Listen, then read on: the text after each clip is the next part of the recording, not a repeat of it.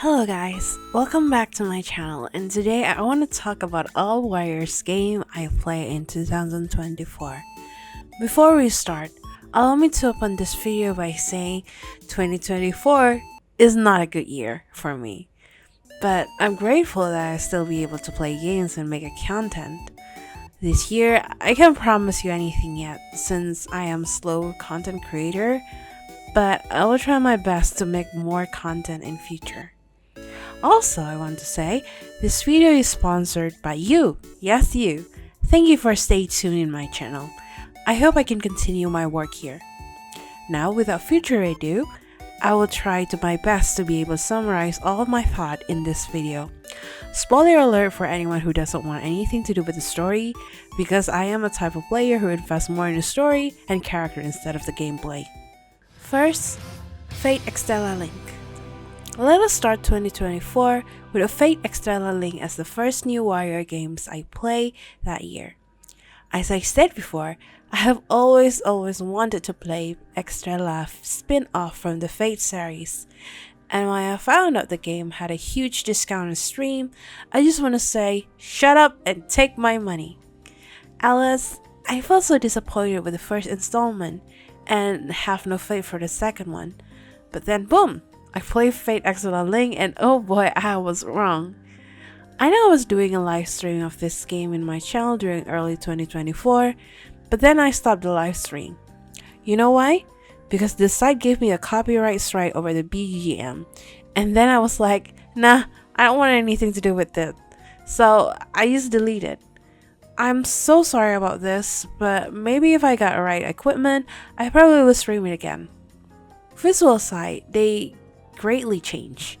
Instead of colorful and stylish user interface like the previous title, they went into more like game-like visual.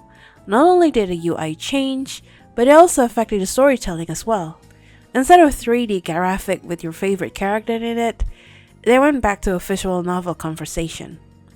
As for the gameplay, well, it's still like your good old Warrior games, but now added with a forced special attack that you can customize as you want. Like, in my opinion, all modern Warrior games recently. I still don't really like moving between maps in the games because it gave me a bit of frustration as well as the enemy spamming in a map, but the gameplay is still enjoyable nonetheless. Another improvement on this game is the story side. Despite this, we now have 2 additional playable characters. I like to state the fact the story is now focusing only on one side servant journeying with the player, unlike the previous one who takes both sides of the quotes protagonist and the villain. I do agree with my friend's statement that this decision could impact the replayability of the game, but then I think the developer choice to only focus on one servant in this tale is perfect, because there is no longer any lore we do not explore in Extella world after the previous game and the other's previous game as well. And talking about the replayability of the story, the games now offer choice on which battlefield you want to go. That impacted some of the information on the tale. Second, Warrior Orochi 4. Oh shit, here we go again. It's my first reaction when I decided to play this game. I left Warriors fandom for so long that I don't know this game exists. My mind is still running that Warrior Orochi has ended at the 3rd installment, where it was the last Warrior Orochi installment I ever played. I played this game fully offline because my laptop can't handle the heat if I turn on my recording scene. Another reason is I just wanted to enjoy it privately, because during the time I was playing this game, my life is quite a hell. Moving on, just as I thought, as the story unfolded, I was surprised to see new faces which came from Western mythology like the Olympus and the Norse god. Moveset wise, I noticed the new main character in this 5th installment have better crowd control and more fun to play, while the older ones, I found myself unable to enjoy some of their charge attacks like I used to be. It might be because their moveset feels quite outdated. Even the special attack using sacred weapon doesn't save them. I kinda hope that the developer will give them more update if there are any new installment of this series. Please do not let the story go on for too long. As for the story, do I enjoy it? Kinda. Like I said, it's just surprising to see new faces from Western mythology join the fight against Orochimaru. I enjoy the tension between the new gods, but I think the tension between them is kind of forced into the Orochi's plot. Another things that I feel like forces is the plot twist. お前たちの戦いをオリンポスから覗いていてな、一度戦ってみたくなったのよ。そのためにこんなことを。いや、すまなかったな。ふざけんな。ちょうどよかった。奴らを奪う機会を待っていたのだ。ペルセウス殿、君たちにはそうなっていた。ペルセウスはもうどこにもいない。私の名はロキ。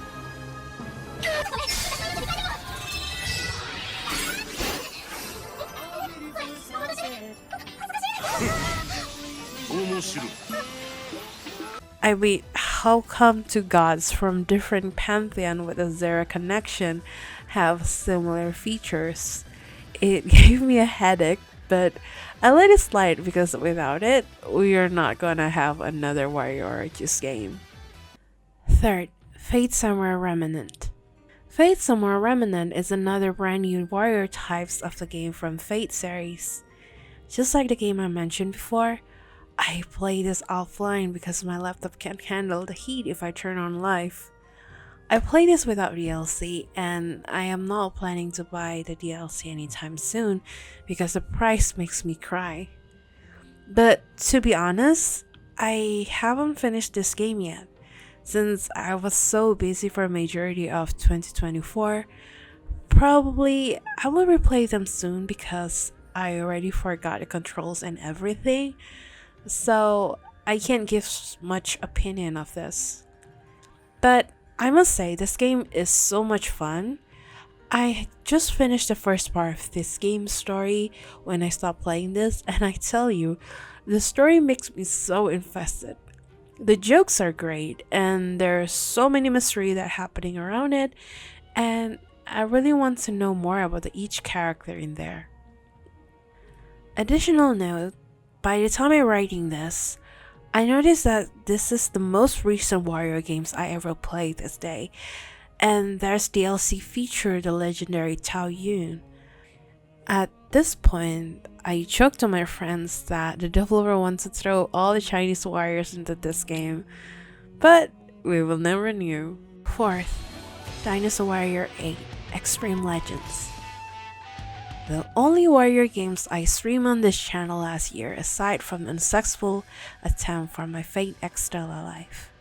This is not my first time playing Dynasty Warrior 8 Extreme Legends because I played them around 7 or 8 years ago already, but oh boy, I can still feel the excitement when I play it.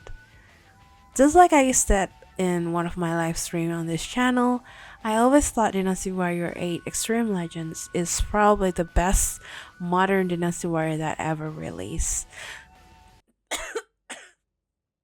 Compared to Dynasty Warrior 9. The gameplay is so much fun. I love the weapon switching mechanics because it helps to give us a bit more challenge during the stage. But the real things that I love this game is how the story is constructed. I love how they gave us two separate routes for us. One is a historical ending and the other one is hypothetical ending.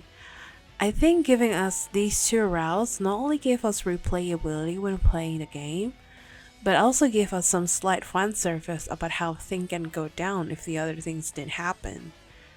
I know Dynasty Warrior have a long history for not utilizing all playable characters in the game, because some of them, in my opinion, were added for the sake for being added in the game. But with this alternative route and bonus stage, it gave several of these characters some highlight that are not given in the main story. Lastly, I really hope the developer can make another great Dynasty Warrior installment just like this one. 5. Dynasty Warrior 8 Empires. I actually played this for lulz with my friends who I dragged into the fandom just recently, and I want to show her some of the system here, namely the marriage system. I don't have much opinion about this game because I am not a keen Empires player. If some of you guys follow me for so long, I think you know why. But here is my reason for it. Because you basically just play it around to conquer other kingdom, and that's all. I know there are some cutscenes that cover some of our beginning and the end of our journey, but I prefer my game with a full-blown story. Compared with Dynasty Warrior 7 Empires, I think the edit character system in this game has same quality as the previous installment. You have very much freedom to edit your character from head to toe in every shape and color. My only complaint is the lack of updates on the costumes, because I think the costume is same old costumes from the previous titles. Well, there is some of the new costume were added, but it's not that many. Another complaint that I could add in this game is actually the marriage system itself. Is it just me, or our spouses only gave us their weapon as a gift? I kinda wish they gave us random stuff other than that. Sorry, Koja. Not to mention the randomization that was implemented to show us our children that grew up sometimes makes me angry because I have no way to edit them until the game is done. If you guys ever see it, I'm pretty sure you guys must be mad at me because it was so random. I cannot even put to words how angry I am in here. Sorry for sounding ungrateful, by the way. As for the gameplay, I have nothing to say. I think it's a fun on Battlefield. But if you are kind of impatient like me, you probably have some difficulty when doing the political side of the game. Even so, if you want to try it, either you genuinely want to try the game, or just want to do some guilty pleasure by self-inserting your characters into the Three Kingdom fray, go ahead. And that's all for today, guys. I hope you enjoyed this video. I will try to add several things in the script, and I hope you guys enjoy it. Writing is never been my strength, let alone writing about my opinion, and also writing them in foreign language. But I will do my best because I see it as a fun activity. In this video, I also would like to announce that I hired an editor for this project. My work has been crazy. I only have time to write and record voice, and I don't have a time and equipment for editing video for now. My laptop is still unable to run the video editor program that I currently use, and I can't bring my work laptop back home like I used to, so I hire one for now. So yeah, it looks different than how I usually do it. Thank you, editor-san. I can't lie that I'm having fun making this video, so I hope you enjoy it as much as I do. So at the end of this video, I would like to say please consider subscribe, like or dislike this video, or maybe support me through coffee. Every little support you guys give to me is really meaningful, and I hope we can see each other again. So see you guys later. Bye!